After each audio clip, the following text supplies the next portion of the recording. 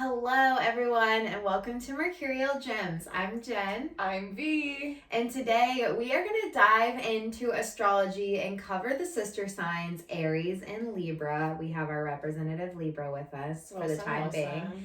And we will slowly be working through all of the different sign combinations. So if you kind of picture the 12 zodiac signs as being 6 different energies, and that we have these sister signs that kind of split those 6 energies, you can gain so much wisdom from learning about the sister signs and actually delving into how that's played out in your chart, because as the current sky goes over our own birth chart, we're really shown how to alchemize and evolve through all of the energies in our chart. And you think about the fact that every single new moon, full moon, we're really enhancing the energies of coming back to a sign with the new moon and then playing with the tension of sister signs as the full moon happens. So the wisdom is there, even if you just look at the moon cycle. And if you actually have a lot of oppositions in your birth chart, so that would be usually just one of those straight lines between two opposing planets. Or even if you're a Libra rising birth chart, I feel like I've had so many birth chart readings for Libra risings recently. Their entire chart is flipped and is full of those opposition energies and just how it manifests. Then you already kind of have an idea of how that tug of war between two signs can work, and how ideally with all oppositions we're trying to just like find the balance between two extremes of energy. Yeah, just to touch on what you had mentioned with the Libra risings, if you're newer to astrology, what Jen means is that each house is kind of associated with a zodiac. So the first house is associated with Aries, so being the sister sign Libra. When you are a Libra rising, you then in every house have that natural opposition where Aries should be, Libra is, and so on. Throughout the chart.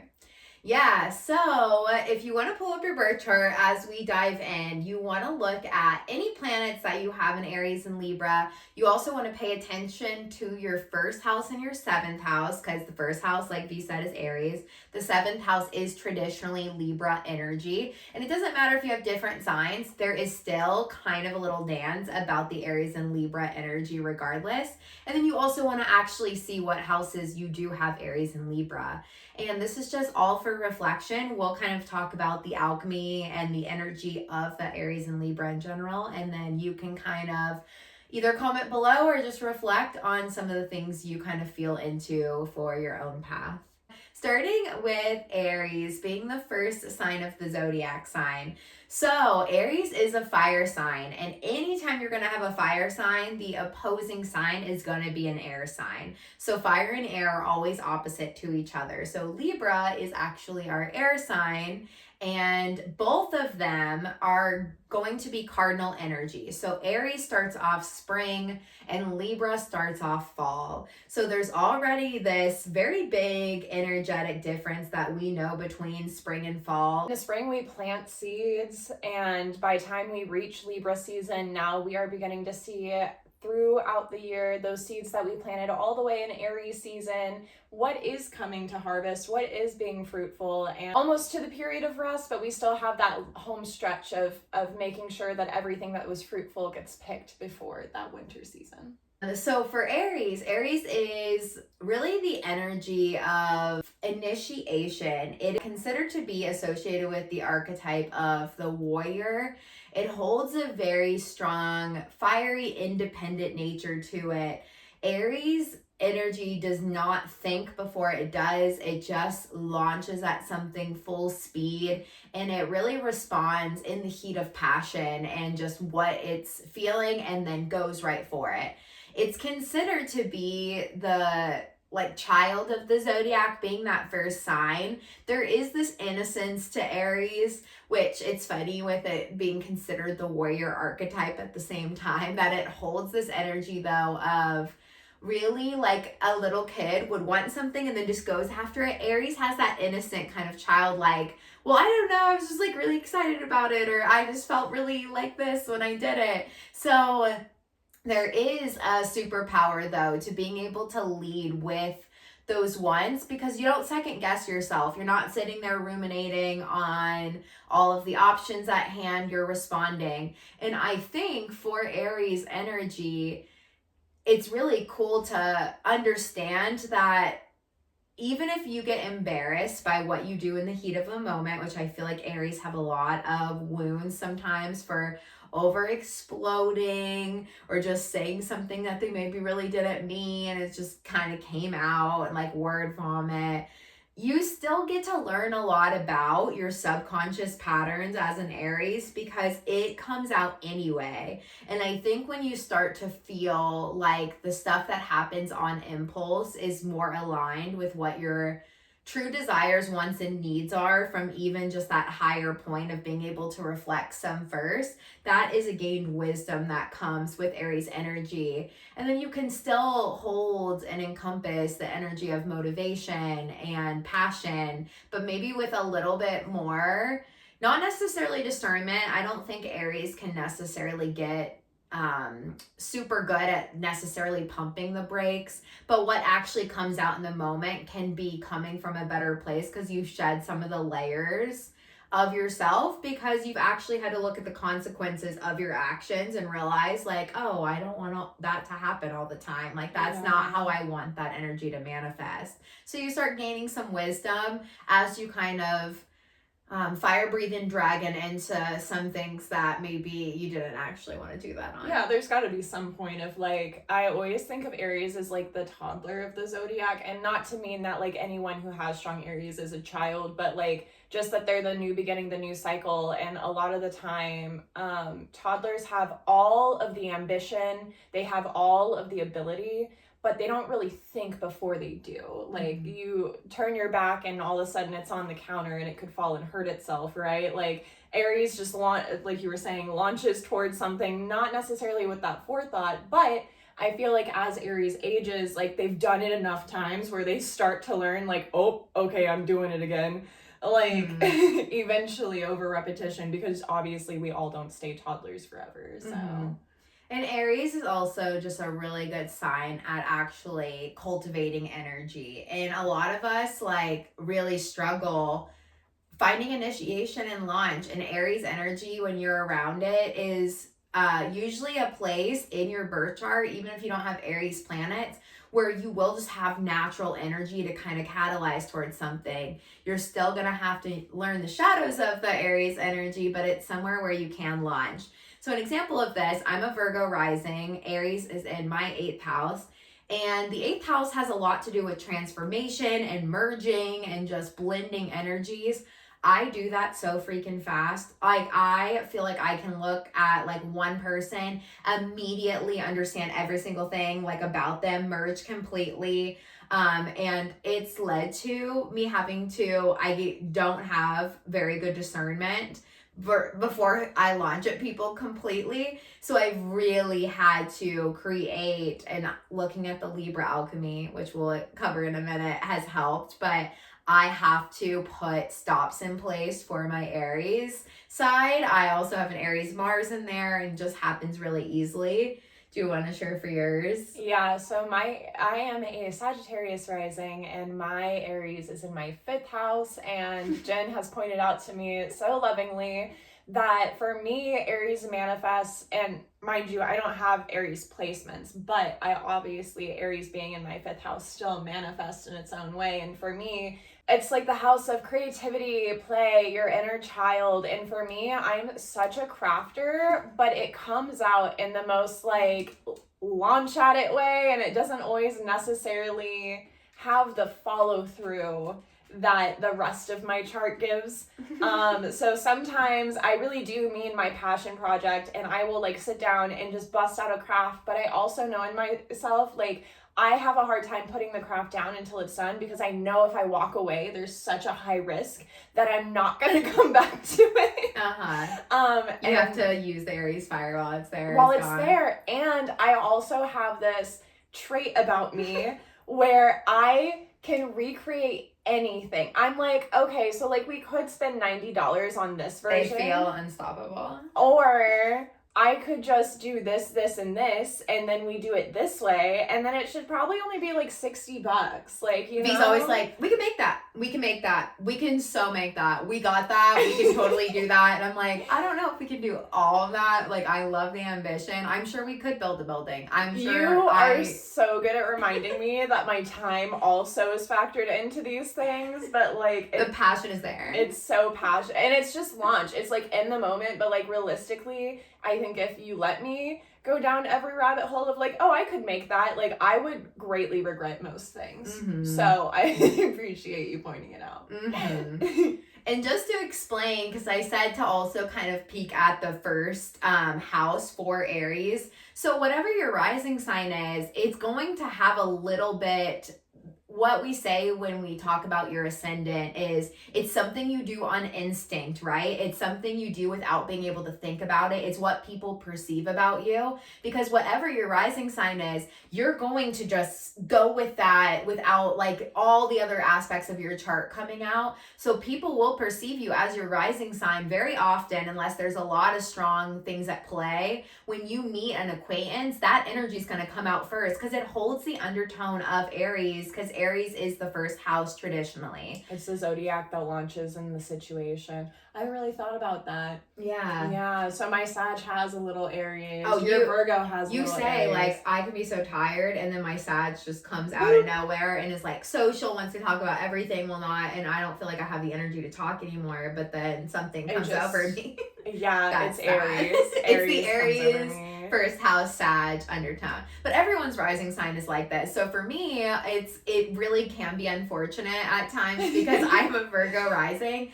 and I will like meet someone and I just start pointing out things about them that is like really real and kind of like Virgo nitpicky. I'll just like point out people's shadows, but it's in like such an innocent Aries way. Oh, so you actually are still probably going to need to do therapy on that at some point. Like, and I'm just being like really real, like thinking that that's a valid like response to the scenario. Like you're following so hard. You're like, oh, okay, and then this. Oh, so that's like a trauma thing you haven't gotten to look at yet. So I'm sure like that's probably going to come in down the line, right? You saved me with that too, like and a then, lot. People are staring at me like, okay, and I'm like, I guess not everyone is like, we didn't take it that deep, got it, heard. Going into that. So that is how that manifests.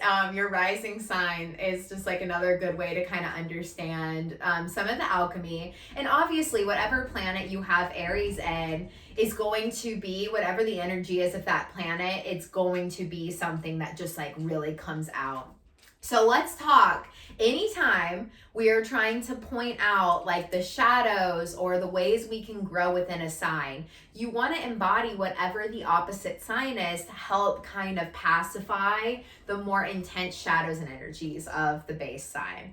So we'll talk about Libra now. So Libra, being the air sign it is Venus, and Aries is Mars. So it's always Venus versus Mars.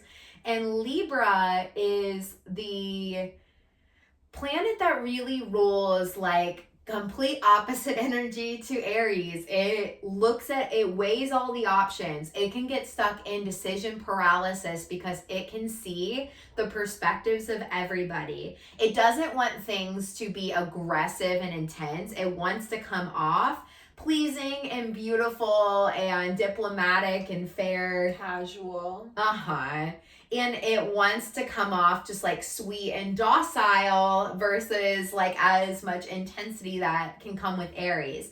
This does not mean under the surface that Libra isn't dealing with the exact same energies Aries does. And Aries also, after they Aries, will go into some of that Libra after of like crap, like that was probably actually not very nice to them. That like Aries is the first to come say sorry because they know they messed up, like a little kid just like being like, I'm sorry, you know, after like doing something, like they know it didn't feel very fair afterwards. And for Libra, it goes into tons of indecision and struggling, and then the Aries underneath just eventually starts erupting, and then it does come out. Like they go for fair first, and then eventually, because they've held in too much fair, they volcano. Absolutely. And so with Libra, the goal for it is Aries makes us follow our own independence, our own compass. Libra really functions in terms of relationship. It wants there to be a say from two parties. It really looks at your relationships, the people that are close to you. It helps you learn to see a side of yourself through connection, not just from your own internal compass. And that's like another big aspect of Libra is it's going to learn along the way from its partnerships. So when we are talking about any planet that's in Libra, we're going to know that some of those energies can be an undertone. You also want to look at, so I can tell you with my example, Aries, I shared that I really impulsively merge with people. I can like launch myself into transformation on a whim and impulse, like really fast. I don't second guess that stuff. But for me, my second house is in Libra. And for that side of me, my values that I have put in place for myself is to make sure that I am leaning on what is actually fair for relationships above all. Like what my transformation side of me wants to do is always going to be more impulsive, but making sure that I carve out space and time to hear what the people around me are wanting is like very important. And I really do have this like deeper value system of fairness and just wanting everyone's voice to be heard and trying to like listen to other people. And I can get so indecisive sometimes about doing something for myself when I could collaborate and do it within like a partnership. That feels a lot more balanced to me. I would like to also throw in that you're very Libra about your security, because there's like a part of you that like craves so deeply to just be this like free, creative, artsy little fairy that you are. But then the responsible balance side of that is like, but this also does this very efficiently. And so like I feel like especially this past eclipse season, you've really had to evaluate the dances that you do with all that. For sure. Yeah. And then for you, that's the 11th house. And V, first of all, I am a different person in public. The 11th house is your like connection to community and friendships, hopes and dreams, which also comes out very Libra. I try to be so fair with people's like I'm like, okay, that's not for me, queen, but if that makes you happy, then I'm happy for you. Because who am I to tell you what you want out of your life? Like, so it's that balance of Libra. It's that justice. We advocate a lot. A lot of mine does come from my 11th house. Like, I do not understand how people do not see that it is it's so unbalanced right now. Like, guys, like, be so fucking for real. Like, it literally gets me. But in social situations, what I have learned, and it was a lot worse in my early 20s. It's getting more chill now, even with the dog, like, bullying me this entire time. Like, I just want everyone to feel comfortable and fair and like they consented to the environment they're in. And even if I very passionately feel the opposite about something, unless it's so imbalanced where I feel like I have to step up and say something to rebalance the scale and the opinion in the room, like, I do get pretty agreeable.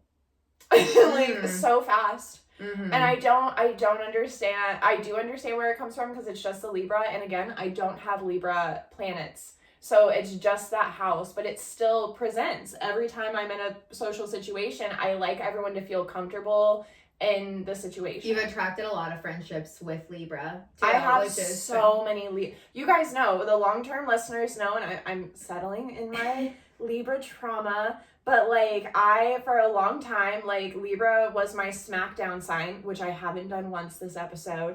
But the reason I would always be like, oh, Libra, is because I love Libra so much. And they like, I love them. But then also too, at some point they flip the script and then like, they don't like me anymore. And then that hurts my feelings. I did have to explain when we were like studying astrology that like, if there's a sign you don't like, it's really like deeply reflecting on the house that sign is in, because you're gonna realize you do what you're saying you don't like in some area.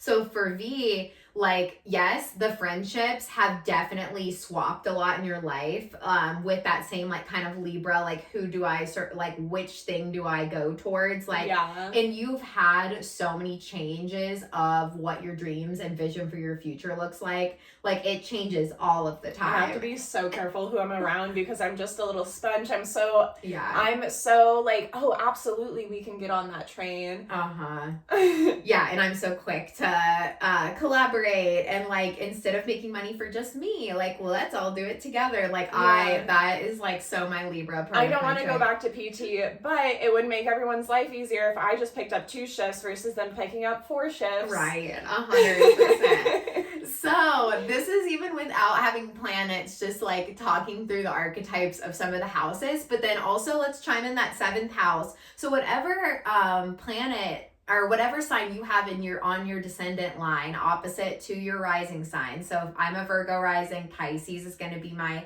7th house. You're still going to undertone the energies of Libra within that sign. So it's just important to kind of see what your relationship life has looked like, and if it's held some of the undertones of Libra, because it helps you to start to have a better gain of wisdom in that area and just like learn some of the intricacies of it. So this is a Libra boy. We suspect that he's an Aries rising. We've really thought about this a lot, which would make Bubba's his 7th house, which is his house of relationships, which is what Jen just explained. And with his sun in the 7th house, he's a very balanced boy. Yeah, so if he's gonna cuddle with V for a little period of time, then he'll make sure to come cuddle with me the same amount of time. He is very balanced in the way he does things. He also loves to just look beautiful and charming and pleasing. 80% of all of our camera rolls are Bubba because he's just so photogenic. He's always just like very casually like. But then when something is not making him feel good, he launches like an Aries, hard.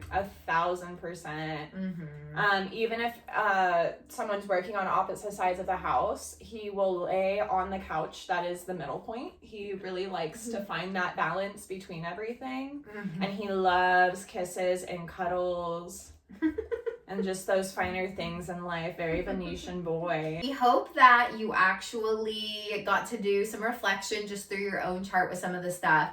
I wanted to add just a couple little bonus tips of how I feel like Aries and Libra energy can alchemize to a higher expression a little easier. So I think for Aries being a fire sign, I think this with all of the fire signs, you have to have a way to release fire. So for Aries, I think physical activity is really, really important. If you are not doing something to release some of that bonus energy, it really can manifest as some of the shadow because it's going to come out regardless. So knowing that you're doing something to already output something that can feel excessive is going to lead to less like spillover. And I think the same thing for Libra. If you have not engaged in deep conversation and actually let out some of your words and you're contemplating just in your head, you're going to see the shadows of indecision, getting in paralysis, shutting out, like avoiding, energies getting a lot louder.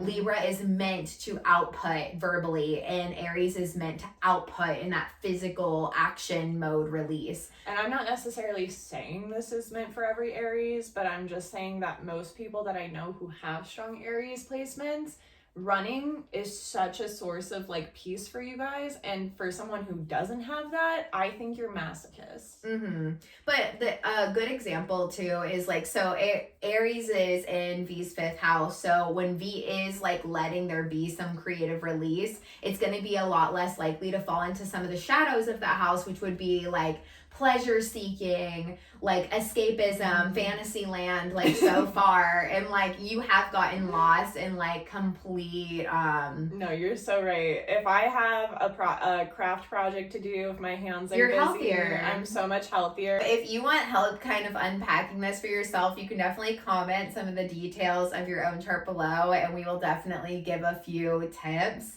Hopefully that helped to kind of paint the picture of the Aries and Libra sister signs a little bit more. We will continue to go through all of the signs, but thanks for listening to another episode of Mercurial Gems. We'll see you next time. Bye.